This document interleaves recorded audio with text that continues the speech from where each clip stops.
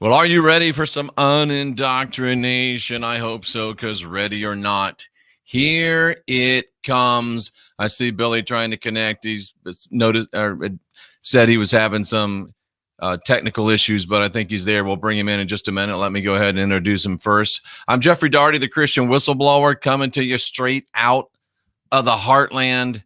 And we're coming, obviously, and I know some people have a problem with this, and in time we'll take it down, but right now we're still coming in the spirit of 1776 and with a rebel yell. Whether tyrants are 4,000 miles away, 400 miles away, or 4 miles away, we've had enough. We're drawing a line in the sand. The same blood that ran through these patriots' veins runs through ours, and we've simply had enough. And if I was it Pat Benatar? I don't know if it was Pat Benatar, but if I had a better voice, I would sing, "We're not going to take it anymore," but I'll spare you with that.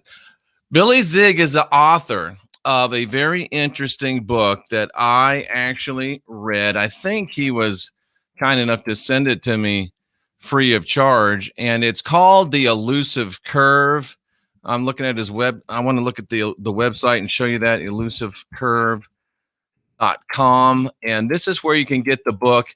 It's a very interesting book. It's written in a very different type of way, and I want to talk with Billy about that, and I want to talk about the whole idea.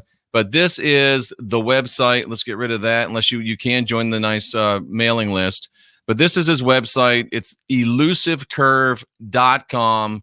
Billy is the author of the book, and we're having a little bit of slowness on the internet connection, but it's a novel, which is very, very interesting. And he is helping people to break through that desire and break through that very strong paradigm about our earth. He's got some cool shades. He's from Melbourne, Australia. He's worked in the field of IT since 2000, founded several businesses. That says a lot, ladies and gentlemen, about the entrepreneurial and investigatory mindset of Billy Zig. Voice recognition, search engine optimization, and boy, let me tell you what, folks, that is far from simple. He spent thousands of hours researching conspiracy theories as a hobby.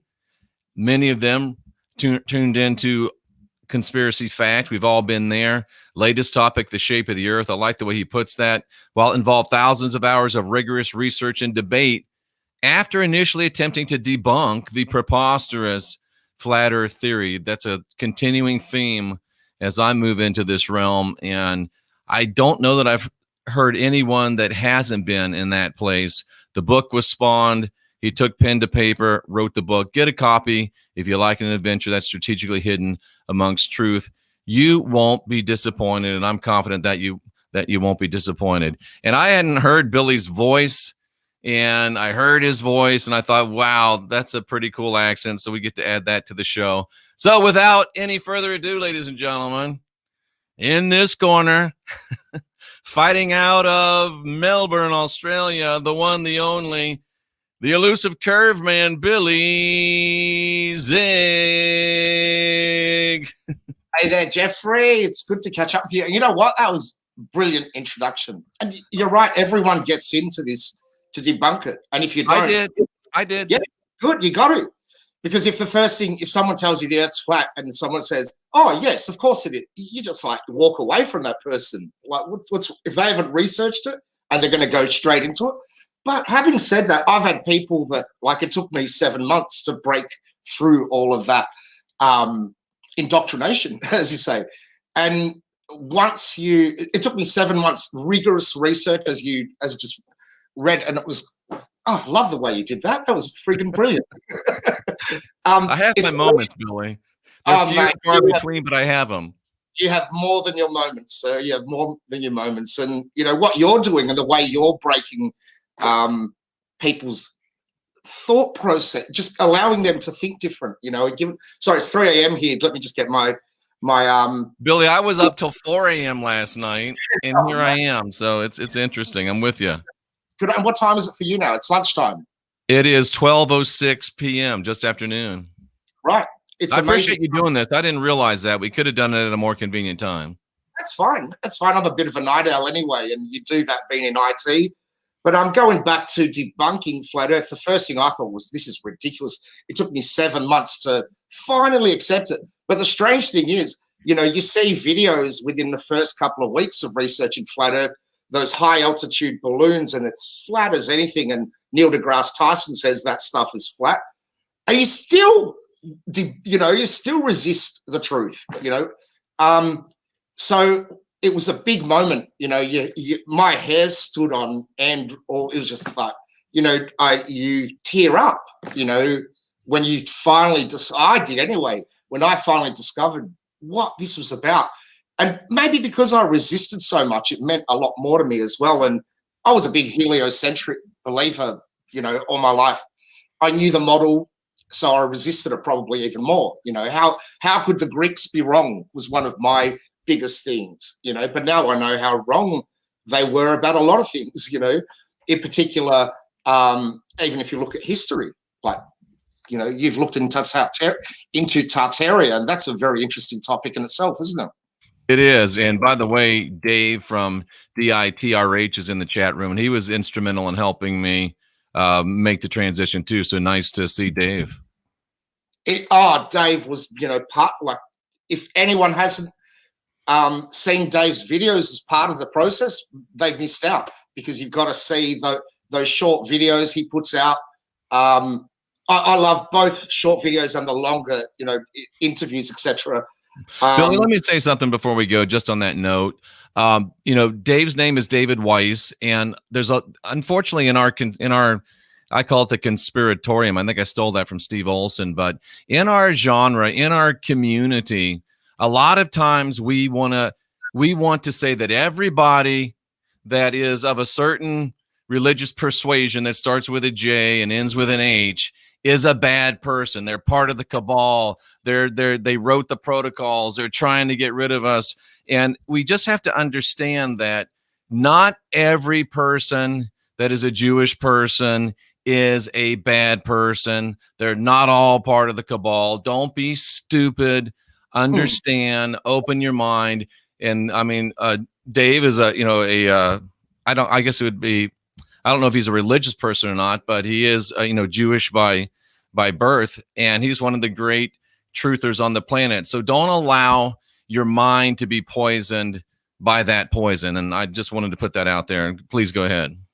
Absolutely, Jeff. Because I'm in Melbourne, by the way. I noticed that Dave was asking where I'm at. I'm in Melbourne, Australia, the lockdown capital of the world, they're calling us. It was once the most livable city in the world. Now it's the lockdown capital of the world. And we don't have Stockholm syndrome anymore. We have Melbourne syndrome, because, the Melbournes love being freaking locked down. It's like, and they're praising and clapping when their premier gives them a little bit of, another a bit of freedom. You can now go out after 9 p.m. and everyone's like, oh, thank you so much. And I wonder if Joe Biden is Australian. He wants to shut it all down again over here, Billy. Is ridiculous, that's another topic. But it's an interesting that you brought up about Dave and being Jewish background. And I remember when I first got into flat Earth, the reason why I hated it, because I started, I'm Greek Orthodox background, went to church all my life, Sunday, we very close with the priests, so we were there every week pretty much. And when I first got into flat Earth, I noticed that everyone's like, in the comments would be, oh, this proves Jesus. This is a Christian thing. Praise Jesus. And I'm like, and I resisted that, because I was I've done my research into that. I did that in 2008, looking, I think the first thing I saw was Zeitgeist, and whether that's accurate or not, it made me think about, the sun in a different way. And did they worship the sun? Did they want to put it in the center of things? And I always, even though I, didn't even consider the concept of flat Earth, but one of the reasons I resisted was because of, this is a Christian thing.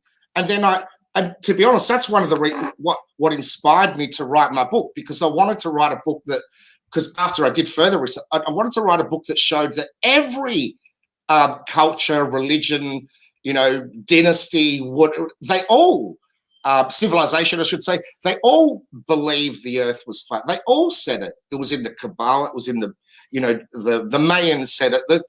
Everyone said it, because it's sort of obvious. Why would they think otherwise. And the fact that they all said that there was a dome, they all said they all had a lot of symmetry behind them, and that was amazing. That was an incredible journey in itself. And if anyone uses religion to divide this topic, is it's not good. Sure, if it inspires someone to look into it, and all the books are pretty much saying the same thing from what I'm well, there are variables, of course, but when it comes to being one creator, they all sort of lead back to that. Anyway.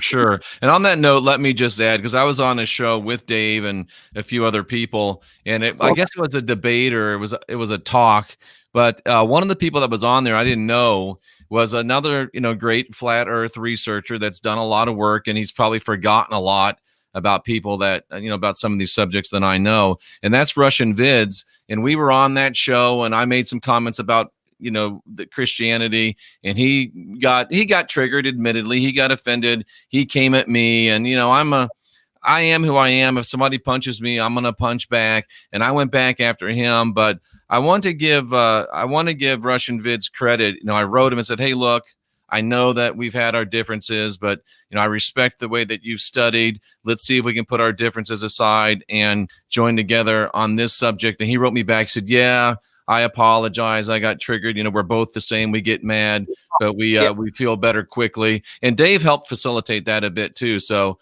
salute to Russian Vids for being man enough to say, hey, I'm sorry. And and I did too. So we, in the flat earth genre, we can't afford to circle up and shoot ourselves. And absolutely. I don't agree with RV on a lot of stuff. He doesn't agree with me on a lot of stuff, but we both agree that we've been lied to about the shape of the world we live on, and we need to encourage people to study into it more and more. Exactly. And the division isn't good. And RV's Russian Vids is amazing. And, he was one of the ones that helped, like Dave, like Jeranism, Clobusters, and, I wish I could name them all. But these are the guys that, whether you agree with everything, hey, we can't divide. We can't be divided. And I saw that bit of banter, and it's good. That is good and bad. Like, the good thing is that at the end of it, we align back together, because we realize, is it really, what are we arguing about? Can we prove? Look, the only thing on this earth that I can prove right now is probably the shape of the earth. Not that I know the full dimensions and how everything works, but I know it's not a spinning ball. Now, can I go, let's go to 9/11. Although I've been into 9/11 conspiracy since 2003, so I've pretty much seen it all. And it fascinates me to hear people that aren't American talk about 9/11, because I think you have you're outside of the echo chamber, and it's always fascinating, because I think we get good information. So please continue.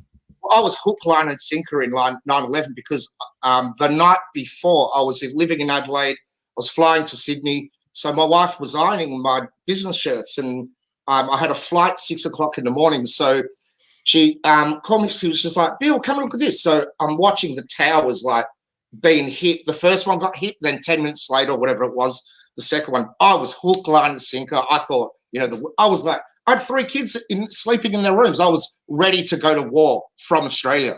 But then one day, and I've probably said this before, I thought, F it. I'm just going to put 9/11 hoax after it, because I'd seen everything that the mainstream put out, and I couldn't believe that people were actually, I didn't put hoax because I didn't even know if I knew the word back then, but I put fake, 9/11 fake, because I'd already dabbled into conspiracy theories, and I was just blown away by what I saw. And that opens up your whole but yeah, I had to fly that next morning at 6 o'clock. As I said, everyone was shitting themselves on the plane, as you imagine. Yeah, excuse me for some of the no worry, I understand.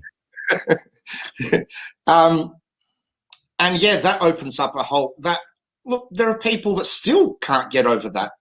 That's huge, because it shakes your whole paradigm. And talking about this subject that we're talking about, the shape of the earth, I remember I was the exact same way. This is the dumbest thing, it's just completely ridiculous. And then I started seeing smart people that believed in it. So I said, you know what, let me at least study it. So I started studying it. And the first thing that to fall, and it's interesting because I got a chance to do some comedy with Eddie Bravo and Sam Tripoli, and Eddie and I are in the green room for a couple hours talking about this. But Eddie says that he always asks one question when the subject of the shape of the earth comes up. He asks people, do you believe that we went to the moon? Do you believe NASA is real? And if they say no, he'll start talking about, MMA, because there's no getting to a person that still believes that we went to the moon, in his opinion. And for me, that was the first thing to fall. I'm like, no, we did not go to the moon. It's a lie. And then the next thing, just through study, was there's no way that the heliocentric model is correct. It cannot possibly be correct. So now I got to the place where I believe in a geocentric world with Earth at the center.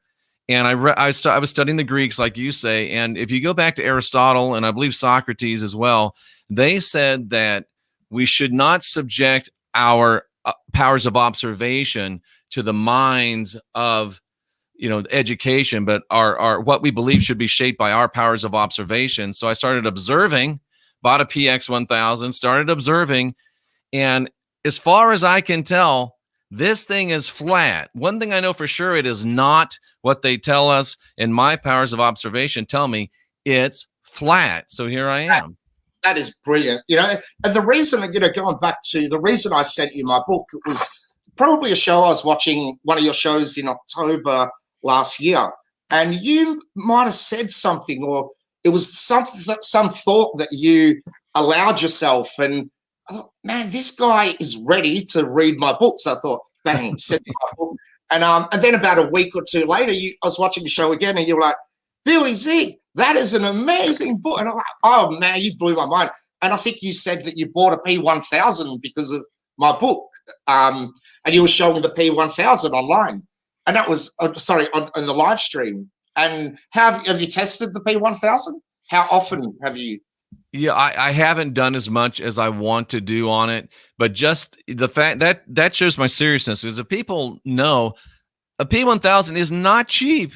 Yeah, it's an expensive piece of technology. When you get ready to spend those kinds of dollars, you're serious on it. And I haven't done as much as I need to, Bill, and I've got a great telescope. I haven't done as much as I need to either, but I'm going to be doing more of that. Good on you. Good on you. And it was cool because there was a scene in my book where, the character Max, he, grabs his girlfriend, or, and he goes to the city with the intent to buy a P. And as I'm writing that, I thought, I wonder if anyone will do that. So when you actually did, like, it just blew me away. It was like, and it probably was because of the book. And let me ask you this before I forget, because I wanted to ask you this. My first book was a novel, Apostle Paul Antichrist, and it was written to show that Paul, in the words of Thomas Jefferson, was the first great usurper of the doctrines of Jesus and of the Bible. And I was going to write it as a straight, scholarly work. And my son says, you know what? Why don't you write that as a novel? And I thought, that's an interesting idea. Give me a broader audience. In retrospect, Billy, I don't think I would have done it that way, because it allowed my critics to say, it's just a story. And some of them didn't take the data seriously. You wrote Elusive Curve as a novel. If you could do it again, would you do it again? I am doing it again, and I wrote the book because it was the narrator was positioned to have the information. If you read the book, so you've read the book. So for people that read the book, they'll see that there are characters, and the narrator is the one that has most of the information, feeding it in between to the characters, even though Max, who is a flat earther, is trying to convince his other friends, right, not convince them, but just showing them what he knows. And then, his girlfriend is away at the time. She's overseas. She thought he was crazy, probably one of the reasons why she left, in the first place. But she starts researching over there, and, everyone comes together. And, the book, although I did want to write, like a more structured, non-fiction book, I'm glad I did, because, I wanted to, as I wrote, people started saying, hey, this could be a movie one day, whether it's in my lifetime. I don't really care whether it happens or not, but just to give people the ideas in just a different way. But I'm writing, I've got about 3 or 4 books on the go, which is not a good idea. Don't really do that, because you're jumping all over the place. Right. But now, I've also thought about Apostle Paul Antichrist being a movie, because it could be, and it could be a great movie. I'd love to read it. Could you send me a link after the show? Yeah, absolutely. And it's And funny because, people say, hey, I've written 14 books. Where do I get your books? And I'm like, I don't know if I want you to read them or not, because I wrote them years ago and now I have new understandings. And it's funny. A book is hard to edit once it's out there. You can't, it's already, it's the genie's out of the bottle. absolutely agree. Yeah, I'm trying to, you read it and, should I have put the apostrophe there or a comma there and, all of that. But you got to put that aside. But, you should put it out. Like, your works are important. And maybe you should do a follow-up book to say, well, this is what I, where I ended up. And, Oh, that's a great idea. because right now you're at your peak, right? When That's a great idea. That's been suggested to me before. But Billy, I think it's how do and this I think this is the hardest part. I think there's a lot of people out there that they know something's wrong with the globe earth model, but they're just not willing, and maybe for good reason, to face the onslaught that you get when you start talking about being flat earth. And when people like us that have channels, it's the last thing you want to say, because you're going to lose subscribers, people are going to be upset. How do people get over that hurdle of willing to lay down reputation, willing to lay down friends, how do you get to that place where you're willing to put truth first above all else? And that's a very good question, because being a family man, I told you I had 3 kids. That was 20 years ago when they were little. They're older now. My youngest one is 20, all 3 boys, 20, 24, and 27. So I had to think, well, how's it going to affect them in the workplace? Yeah, they're going for a job and they look up the name as, what? Your dad's a flat earther. What? How does that work? Wow. So there's so many implications. You hear stories that pilots have been suspended for being flat earthers. You hear, will a professor ever come out from a credible university and say, hey, I'm researching flat earth with an open mind?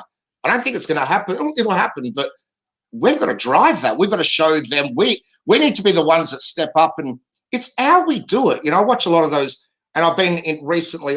Look, do you know MC Toon, Michael Toon? I do not. He's an anti-flat earther, so full-on globe earther. And I went on his show. I've recently been invited to go on again. And because my publicist said, don't do it, because, you don't want to be talking with them. I went, okay. Because I didn't go on, I started getting email. Oh, you're a chicken. It's like, oh, just back off. Because there are people that just are so close-minded, and they're the ones that are locked in. So you're really, that you're showing me your honesty when you look at topics like this, because you're right. People can construe it that you've lost your freaking mind, because they resist it so much. But guys like MC Toon and all these, Fight the Flat Earth, and they've got subscribers, and this last thing they want to do is admit that there's a problem in the heliocentric model, even one problem, because it starts, spiraling, pardon the pun, downwards, doesn't it, to a flat earth. And the last thing they want to do is lose their subscribers and lose their, monetary value they're getting out of their channels. And absolutely. And here, this just popped up, and I know this gets asked a lot. And what's your response to this? Timothy wants to know, how do you argue with someone on the flat earth about the math, the 8 inches per mile squared? Is there another equation out there somewhere? And do we really need another equation? That's a pretty good one. Yeah, well, it is a really good question. And if there is another equation, we'll show me it and we'll test it based on that equation. Because what is the variable? They're saying, oh, over 100 miles doesn't work. So hang on a sec. You said at 3.2 miles, we could see curvature. Now you want me to go 100 miles? What do you want me to do? How far do you want me to go? So the biggest proof of all is water is flat and level. So if you put water in a glass, and, there was a scene in my book where, Max goes to the pub and he meets the captain. And a lot of these people in the book are real people, but I twisted them, because I know a captain of the sea who runs, one of the biggest harbour cruise companies in Sydney. And I called him one day and said, do you reckon the water is flat in the harbour? And he's like, yeah, it is. And I said, well, do you reckon and I let him into that, do you think, but he is now a flat earther, right? So you've got captains of the sea, pilots, all these people that I did bring up in the book. But if you bring up water in itself, I'll go to that. So I'm not jumping all over the place. Water in a glass is level. Water in a sink is level at rest. Water in a bathtub, level at rest. Water in a swimming pool, extrapolate that further to a lake or whatever you want to do. But 70% of the earth is covered by water, they tell us. Where does it curve? And where does it, yeah. And has anyone ever measured that? So that was one of the big things for me, Billy. I started thinking this earth is, 75% water, they tell us. And I know that water is flat. So if 75% of this earth is water, Socratic logic, water is flat, then the earth is at least 75% flat. And you got to start thinking, and it's just like, how many different observations do there have to be where, oh, the ship sailed over the edge of the earth. Oh, but if I zoom in on it, there it is. I zoom in on it, there it is. How many times does that have to be done before people realize these equations are wrong? And if the equations are wrong, then the premise that the equations come from just might be equally wrong. Absolutely. Absolutely. And, the only rebuttal people have to deny it, what they can see right in front of their eyes, is words like refraction. And I have never met it's a mirage. Yeah, I've never met a refraction expert in the world, or a mirage expert. And then they'll go to gravity. I've never met a gravity. All of a sudden, everyone's an expert. And look, it's good that we're learning things, because even that MC Toon, that Michael Toon guy on his show, we had a coffee chat discussion. And I said, Michael, have you learnt from flat earthers? Have you learnt anything? He said, oh, yeah, I have, Eratosthenes. And he didn't know about all that, just like I didn't. They didn't teach us that at school.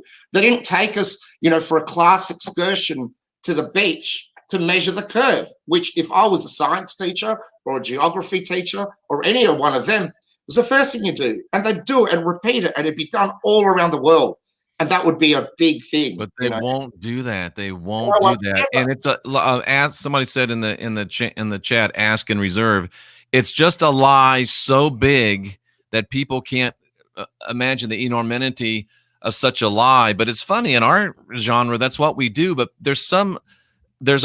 I've seen two arguments that no matter how hardcore a truther is, they will not ask, they will not approach the shape of the earth, and they will not subject the Bible to the same type of investigatory inquiry that they'll subject everything else to. Yeah, absolutely. And I've been doing this for 6 years now, questioning the shape of the earth. I think October 2014 I started, and it took me maybe a year to start, or after. I was really telling people, just asking them questions all along the way. But my parents, might remember when I told my mum, she was like, "Are you freaking lost your mind?" I hadn't even told my mom, Billy. I don't want to have that discussion. I have all the way through. I've read a book, so I've sort of, been, just talking. Look, it was talking to a lot of people that enabled me to write that book. I'm a moderator of a lot of large groups, and it was all the argument and debate I would have with people that became the book. It became part of it. Anyway, going back with my mum, and I would, just yesterday actually, I brought up that how does, is water level in a glass? And she said, yeah. And I did that scene, all the way to the ocean. And I got her, because what she said? She goes, when I came from Greece to Australia, there's no way I went, under the ball. There's no way which way am I going? There's no way that she went under with the ship. 3 months it took them back then. She said 3 months she would have felt it. Sure, they say on a plane or whatever, it's fast, you won't. But 3 months, like, come on. And when she thought about that, I've got her. She's pretty much a flat earther, but won't admit it. Yeah. I had a friend that I used to do a show with, and we got on the NASA thing, and then somehow that this is what I was still thinking, and I'm like, I said to him, I said, this is a globe. If this is real, then there's some people on this globe that are standing upside down. He's like, no, there's not. I'm like, if you're away from this globe looking at it, there's people that are upside down. Absolutely. But you're willing to believe in the magic that people can stick to it and water can stick to it upside down, but you're not even willing to entertain the idea. And another thing that hit me, Billy, was you talk about a glass of water. If I'm driving in Cynthia's truck and I'm holding this, and as long as we're going at a steady speed, things are pretty good. But if Cynthia happens to speed up, it'll spill. If she happens to slow down, it'll spill. And they try to tell us, and this was probably my moment that I said, this is wrong. I think I was watching Owen Benjamin on Dave's channel, and he said something, and I went and researched, and NASA admitted that when the Earth goes around the sun, it speeds up and slows down. A planet that's 75% water speeding up and slowing down, it would kill all of us. Absolutely. Yeah. It's called perihelion and aphelion. So I'm a Bible college graduate, not a linguist. I can't even say that. Yeah, not perihelion, which they literally, helion is the word like heliocentric, Greek for sun. And peri means closest to the sun. Aphelion means furthest from the sun. Okay, so that makes sense. Yeah. So it goes through, you're right, because, and the change of speed is millions of miles an hour. Yeah, so it's huge. Or not millions, actually. I shouldn't say that. I should have said when we go from perihelion to aphelion, the distance of the sun changes from millions of miles. So they give us the average that the distance of the sun is 93 million miles away, or 140 million kilometers. But when during that process, we're not going through at the same speed around the sun. Yeah, as you said, we're speeding up, slowing down, and you'd feel that. You would have a reaction to the water, to the fluid dynamics of to so many things, but we don't feel anything. You know, you don't feel being upside down. You don't feel the spin. You don't feel the orbit around the sun. You don't feel, the sun traversing through the universe at 500,000 miles an hour. Or what? It's just ridiculous. And what does Occam's razor state, Billy? He stated the simplest explanation is most often the truth. Yeah, especially the one that you can observe. Exactly. And that's, Billy Zig, after you answered this, is the sun really 93 million miles away? No one's ever proven it. And over time, there was so much discrepancy and disagreements. I think Newton or Copernicus, 3 a.m. in the morning or 3:30 now, but they still said 3 million, then 30 million, then 30 million, and 90 million, and it got debated. It's still, no one's proven it. The only one that you can rely on is NASA, because they reckon they're sending a sun to touch and land on a probe to land on the sun. That's ridiculous. Do they just want to? Why does the sun behave like it's local if it's 93 million miles away? Probing the sun is not a really good idea. You know what I mean? I wouldn't think so. But Billy, don't worry. They'll do it at night. Why does the sun act like it's local if it's really 93 million miles away? That's exactly right. And it is local, and you can tell by, I think it was Jaron that really put this idea into my mind, that you can tell it's local because even in the morning, it's not warm. And when it, gets closer to you when it's at zenith, that's the hottest part of the day. As it moves away, it cools down, and you feel that affect you in winter and summer. Yeah. And it's funny, Billy, because I started thinking that in the weirdest way, trying to set up this new studio, and you got the spotlights, you're trying to get them right. And I started thinking, if I had a great big huge light, it would light everything up. But the reality is that the sun, if it really was 93 million miles away, you wouldn't see these like spotlight type of hot spots on the earth. So, I mean, they're lying to us. Absolutely. They're called, and especially the way the sun shines through the clouds, called crepuscular rays. And you can literally see the sun is, I'm not saying it's right above the cloud, but it's not 93 million miles away. And on a really beautiful day. When I was in high school, I had a real problem with corpusculars, but I grew out of it. And then there's anti-crepuscular rays. So that's when they'll shine not downwards, they'll shine upwards, and you'll see that effect. And sometimes it happens, you'll see both, and that's a beautiful thing to see. And when you become a flat earther, you start seeing the world in a different way. Like one of my friends turned, I think it was 50, or, so it wasn't 50, but close to that. She said, I've been around the sun 48 times or whatever it was. Sorry, I'm losing the exact number. And I thought, we've all thought that. Oh, yeah, I've traveled around the sun, as describing our age, that you went around the sun 50 times, spinning 365.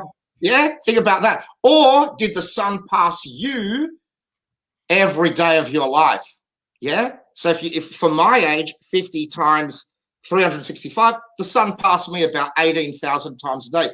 And I brought that up with my mum yesterday. I brought up, when you see the sun, do you think you're spinning away from the sun, or is the sun passing by you?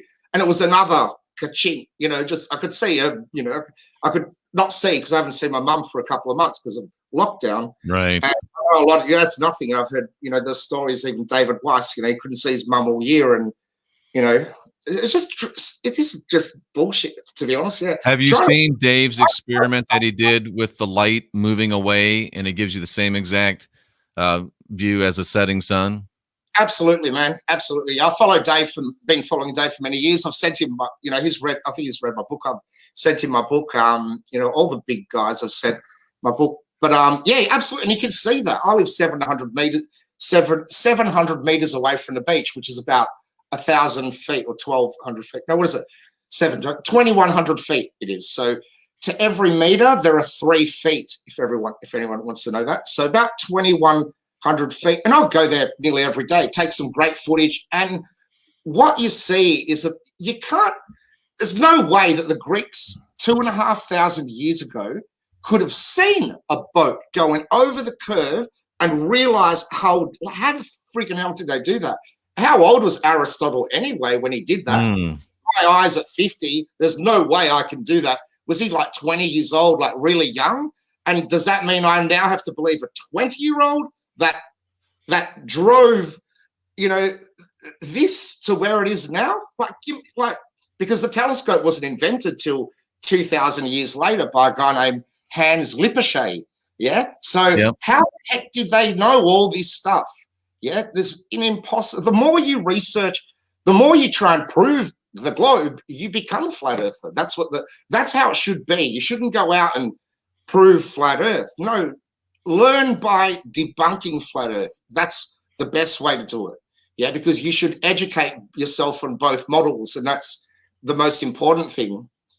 One of the things that we had Dave was on the show the other day, and they trick us by getting things so embedded into our brain that even when we come out of the trickery, we still say them. I remember I said something like, we've only believed the earth was round for 500 years. They've only been teaching it was round for 500 years. And yet Dave has actually had interviews with people that are, still alive. So they're a lot less than 500 years old, octogenarians, centenarians that have said, no, when I was in school, they taught us that the earth was flat. I wasn't even taught that, which is really, maybe I skipped that day when they told me about flat, they even joked about flat earth at school, but it wasn't something I ever considered in my life. Always thought that the earth was a spinning ball.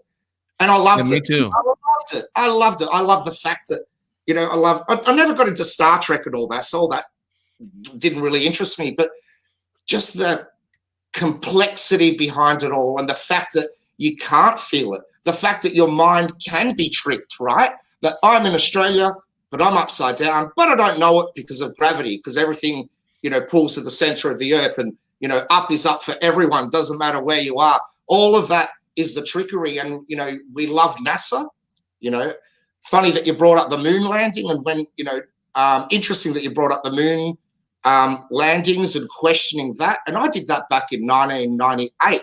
So I've known for a long time that NASA lied to me about about the moon, but I defended them so much when it came to them about the shape of the earth.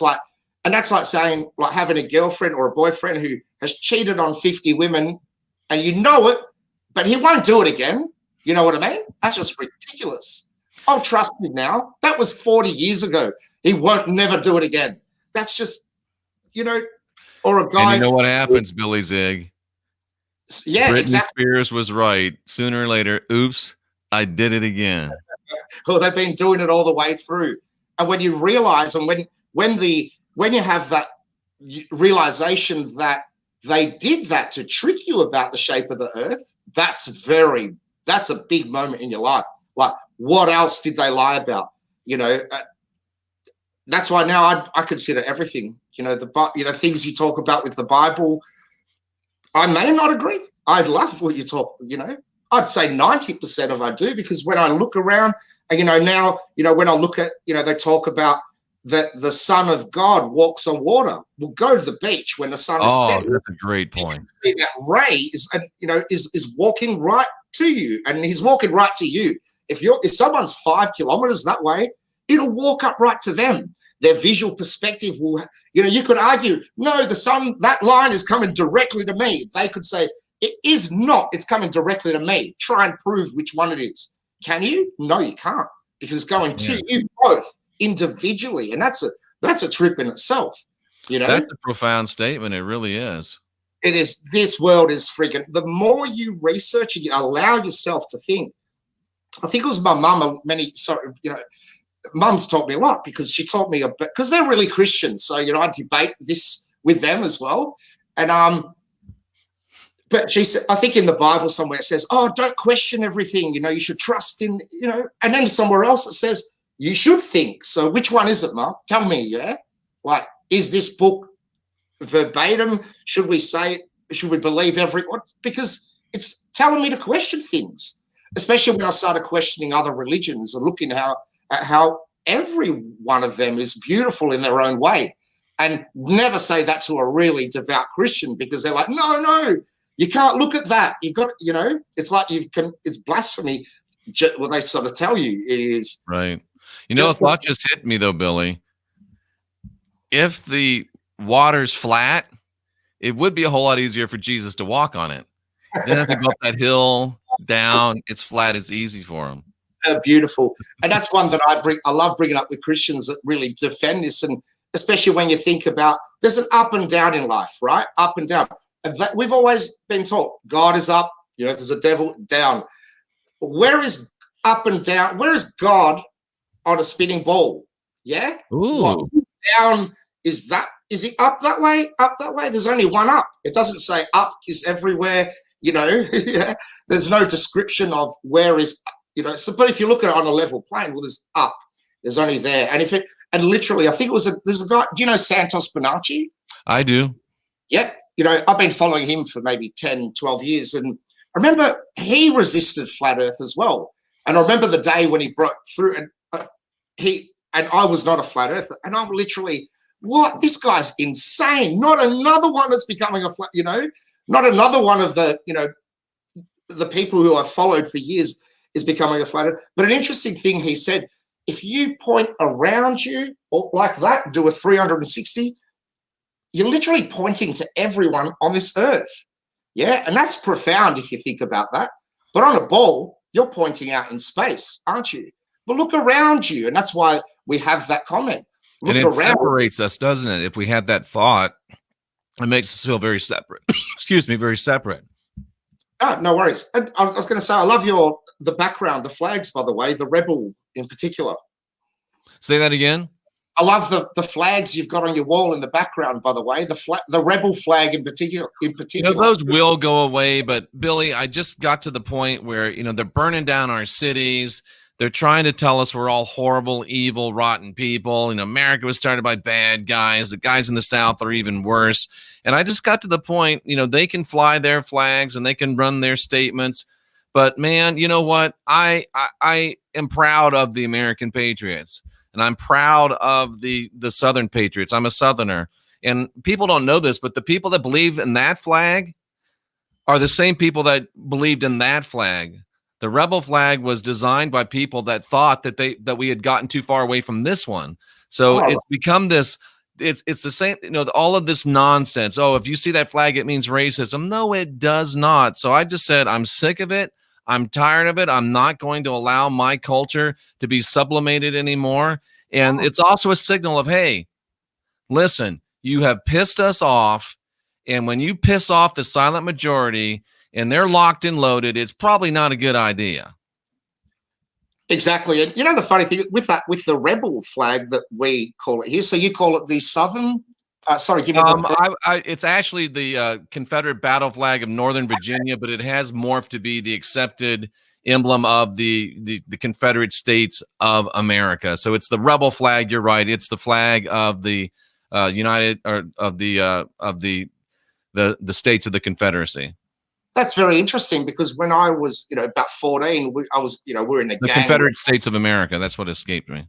Yeah, right. When I was about 14, we're in a gang. I was a bit of a rebel, but we used to have that flag on our jean jackets and leather jackets, and you say "Rockabilly Rebels." But I've always been rebellious, But see, that's a great point. This flag is for people that are sick and tired of being oppressed.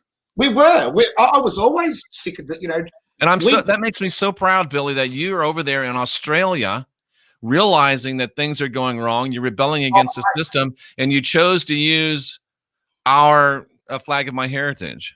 Yeah, well, that was when that was 35 years ago. That's the thing about it.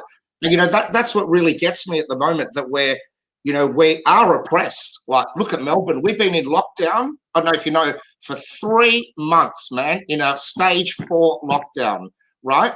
That means you can't go past 5 kilometers past your house outside of the 5 kilometers. You couldn't leave your home from 8 p.m. at night till 5 p.m. in the morning. They only changed it last week because a boy died. He got lost in the woods and the local community couldn't even search for him at night. Oh. Like, literally, this is what it's getting to, mate, right? One person a day could leave. You can only leave for 1 hour a day for exercise. Like, does this sound like freedom? And I'm talking about, I was a rebel from 14, 15. If my mum said, you can't go to the park, I would go to the park. Right. My mum said, you know what I mean? Like, so don't tell me what to do, right? Especially when it comes to freedom, especially when I hear people are losing their life. And more people have lost their lives, I reckon, in Melbourne, not because of COVID, because of suicides, violence, domestic violence, children getting abused because now they can't report it. Normally they'd report that at schools. And I've been saying that for ages. And guess what? Tonight on the news, on the mainstream news, they actually said that 12-year-olds are being admitted to hospital for mental health issues. They're being put on antidepressants at 12 years old. There was a child that committed suicide the other day. I didn't even think of that when I was a child. I used to play, like, seriously? This is ridiculous. But, you've got these hardcore people. And the problem is that if you guys get Biden, man, we're effed here in Australia too. Listen to that, please, Americans. This is a man in Australia. Would you please say that again, Billy? You guys, if Biden gets in America, we are.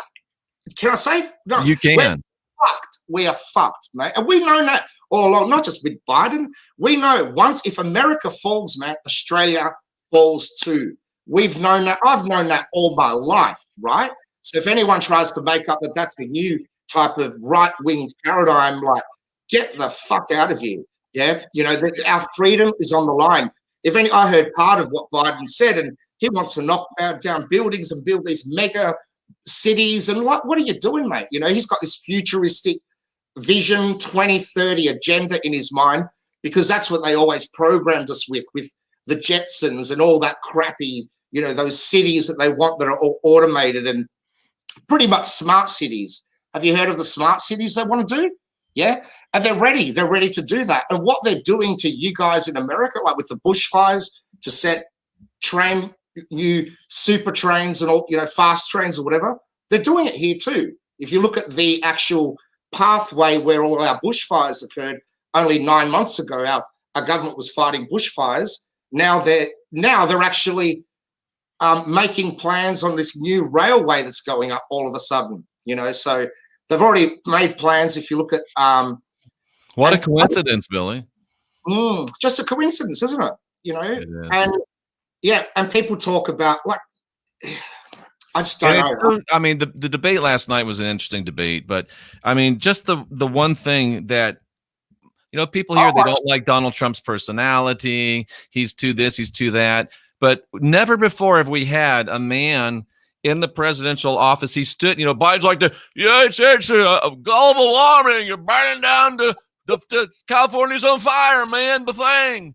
And Trump says, listen, that's the California is not on fire because of global warming. California is on fire because they got 6 feet of crap on the ground and they refuse to clean it out. And every year I get a call, California's on fire.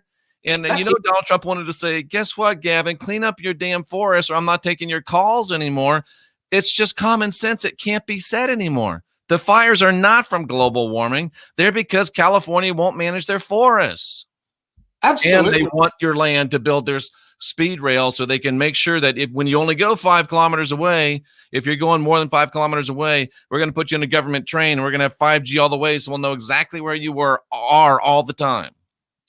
Is it another strange coincidence that that's the main reason that our fires, went wild, because they didn't allow the cleaning up, as you just said. So there was a lot of preparation to, they denied them access to equipment for years. They denied them grants that the independent country fire departments were asking for grant. We want to update our equipment. No, there's not enough money for that, but they've got money for everything else, as we know. And like Tracy Dyer says, there's not enough money to clean up the forests, but we'll send you billions of dollars in federal aid when you burn up year after year and after year, because we don't spend it's like, I don't want to spend $5 for X, but I have to spend $500 for Y because I didn't take care of X earlier. It's just unbelievable. And it's all, these guys are either really incompetent, which we know no group of people, they can't be that incompetent, or it's planned. And if you look at, Agenda 21, which was all prepared for from 1992. So we've had 30 years to prepare for this. So what's happening? Like, to tell people, we've all been trying. Everyone's been, hey, the world's gonna, they're gonna do this, they're gonna do that. And right at 2021, when their plan was to come to fruition, look what we're going through. They're ramping everything up right now. And if people can't see that, well, that's going to be our demise. So, Billy, with all this world upheaval that's going on, why in the world are we, in the midst of all of this stuff going on, why are we even bothering to talk about the shape of the earth? Why does the shape of the earth even matter, Billy Zig? You know what? That's a really good question. And I've been doing this for 6 years. So if we had a collective realization over the last 3 or 4 years that everyone, and they didn't resist so much when they heard about flat. Okay, well, let's test it. We've never done it before. Let's test the curve, right? Let's test this model that we've been presented. And if we did that with an open mind and people realize the deception, it would have changed the world, because then we would have by now gone, hang on, what else did they lie about? And if we could do that collectively, it's going to be huge. But we didn't do that. So what does it matter now? I think it still matters. Which one do we focus on? Because I've been focusing on, a lot of the reality of what's going on at this right now. But for the last, 3-4 months in particular. But I've also been sharing Flat Earth, because that, if you could see look at water, for example. If you could just convince someone that water is level, they're going to start looking at that, and they're going to start looking at their life in a different way. So that's important to me. That changes everything. Change me. I want to see other people go through that too. But if you can simply see through the deception of the earth, well, you should start. It does trigger thought on what else are they doing. But that's a great point. Because if we could just look and see the very distinct possibility that every single institution we have has lied to us about the shape of where we are, then we would begin to say, oh, it was like my mother and her husband, great people, super educated people, both of them doctorates. But if it's said on CNN, it might as well have come from the lips of God, him or herself. And they're so smart people. I'm like, why can't you see this? But even those type of people that are that indoctrinated into the system, could you imagine the paradigm shift that would be, whoa, they lied to us about the earth? Well, then maybe Anderson Cooper is full of shit. The possibility arises. But for me, Billy, the big thing is, and I'm sorry to take over, but please do. If we are a insignificant speck of organic matter on an insignificant rock hurtling around a rather insignificant star that is hurtling through the rest of the galaxy, which is, kind of a little, your galaxy's okay. It's nothing great. It's okay. And then it's hurtling through this big, big universe, and our universe is probably hurtling around something else. You feel rather small. You feel rather insignificant. But if you are on a beautiful planet that is remarkable in almost all respects from anything that we've seen out there before, even what they tell us, if everything revolves around you, then that changes your perspective quite a bit, doesn't it? Oh, absolutely. And they wanted it to be, it was all about sun worshipping. It was all about putting the sun at the center of creation, where the sun, we revolve around the sun rather than the sun being up here for us personally as a personal daily experience, rather than, as you said, an accident that was, created by a big bang. Two rocks, started this first explosion, then all those rocks kept exploding and smashing in and create another planet, which all these, because I've never had two rocks that I've smashed together that create a sphere. And why do some of these spheres in the sky have rings around them, and why do others not? So the whole thing is just bullshit. And how did they work that out many years ago? But you're right, the realization that it's here for you is a big thing, rather than there could be life on other planets, which everyone thinks is, you're going to be saved by these aliens now. Go ahead, man. That's beautiful. I was watching your show yesterday with those two guys, and it was talking about Nibiru. And that's an old show, by the way. That was done 2 years ago. I just replayed it. That was cool, because I was smiling listening to that, going, I can't believe I believed all that, because I researched Dr. Zachariah Sitchin. I had all his books. I was writing to Samaria and Nibiru, and 2012. We're going to be, this planet's going to come and create a gravitational pull, and all these, again, just BS, right? Yeah. Which your mind is now out there. It's not here. It's beautiful. It's not in this reality. And then they told you to ignore your senses. I get that in a lot of debates. Oh, you can't trust your senses.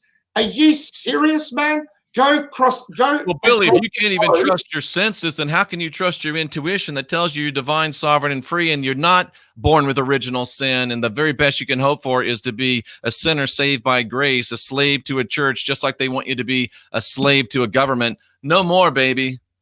Exactly. And the thing is that you should be doing is trusting your senses. Yes.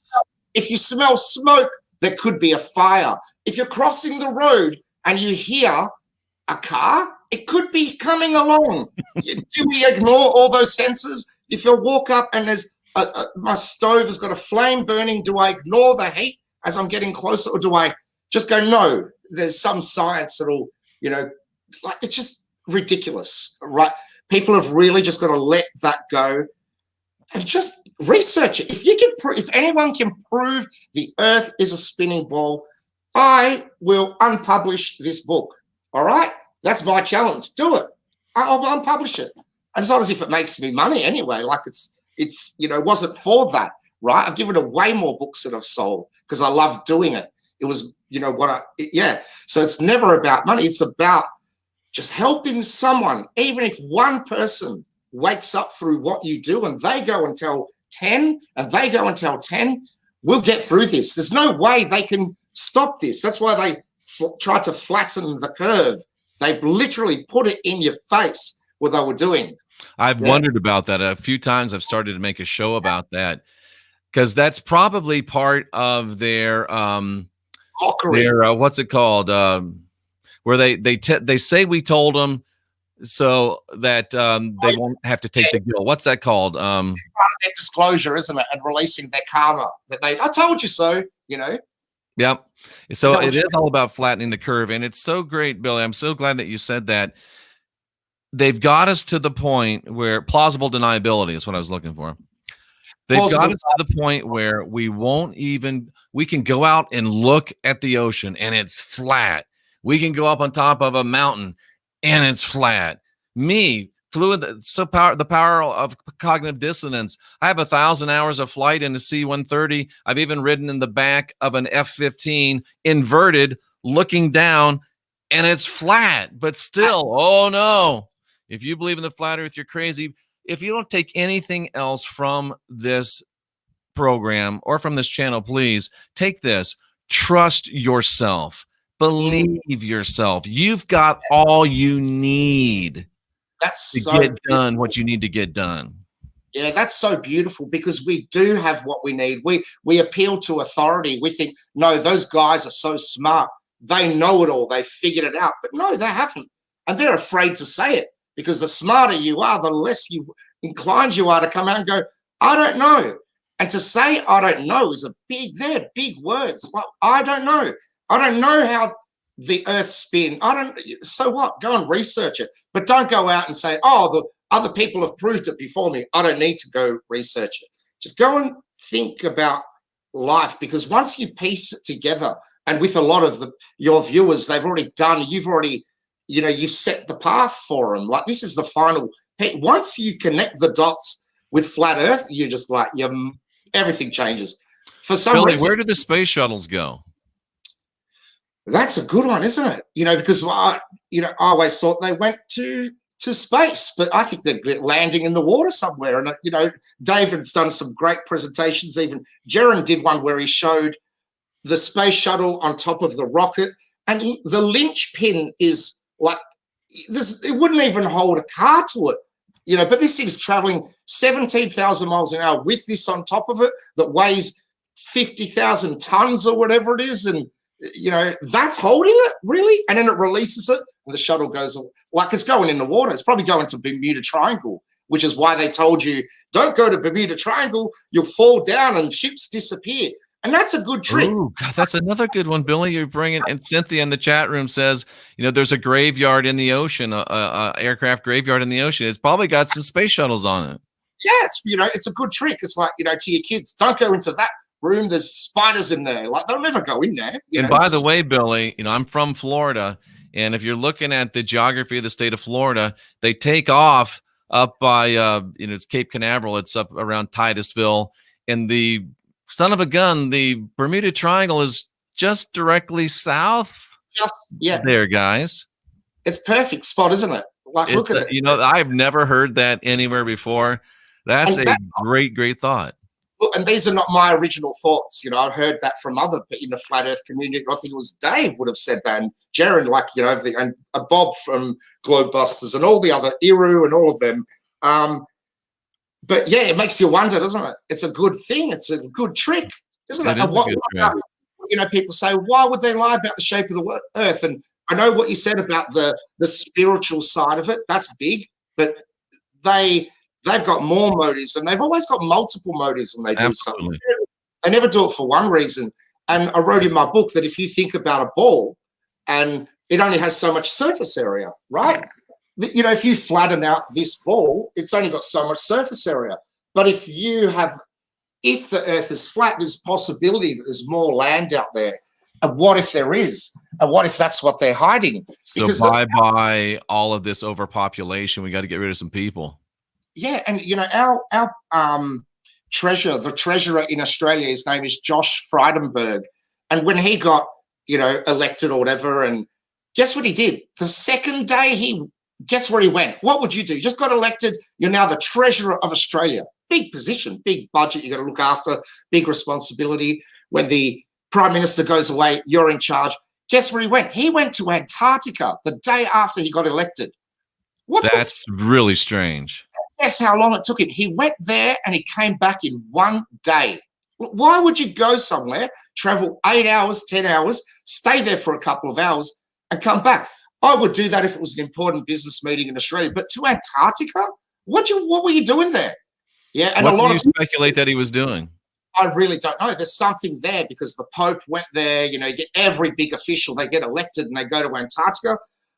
I can only imagine what's there. I used to get into, I remember hearing about the hollow earth theory and all of that years ago that, is the earth's a sphere and, you can go in the middle and there's Agatha in the inside of it and all those stories. And I think there's more land. I think what Admiral Richard Byrd said when he did his expedition that there was more land on Earth, I think that was pretty accurate. He wouldn't have said it, although maybe he could have been controlled opposition, you know what I mean, leading us down the garden path.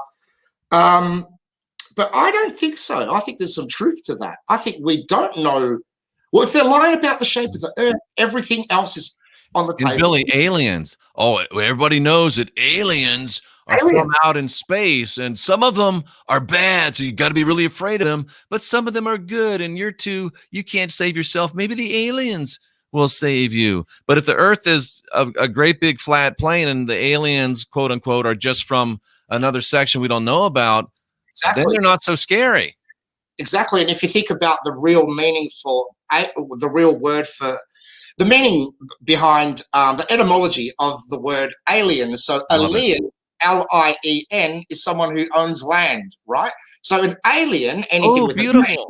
Yeah, so if you're a theist, you believe in theology. If you're an atheist, you don't. So you put an A, it's the opposite of it. So alien means that you're land.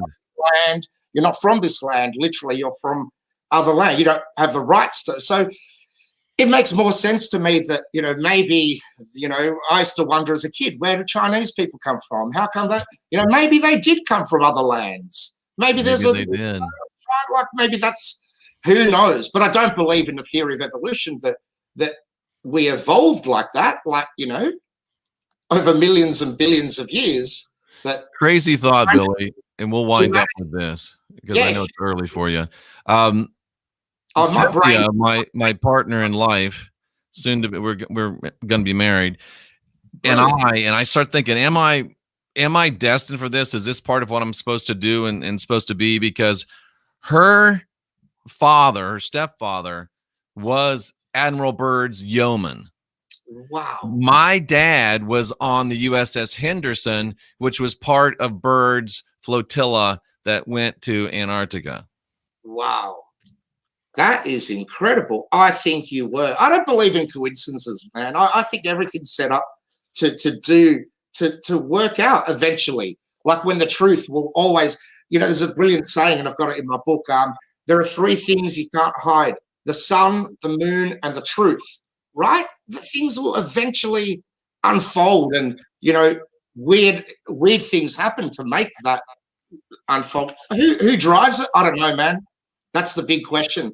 I always think about this concept of there are three things that we won't know: where we came from, because no one can prove where we came from, not even the scientists, no theologian, and even yourself or myself. We don't know what we're doing here. What are we doing here on Earth? Do you know? Like, there's so many explanations for it, and we don't know where we're going.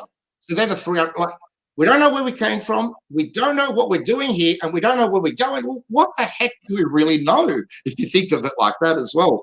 But it's interesting that you said about Admiral Richard Byrd, because I wrote about it in my book, and I'm trying to find how many ships they took. But guess what?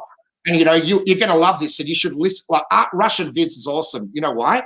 Because he taught me a lot about all this numerology, the 33, and you see the 13, and you see all of that. Are you going to tell me there was 33 ships in his flotilla?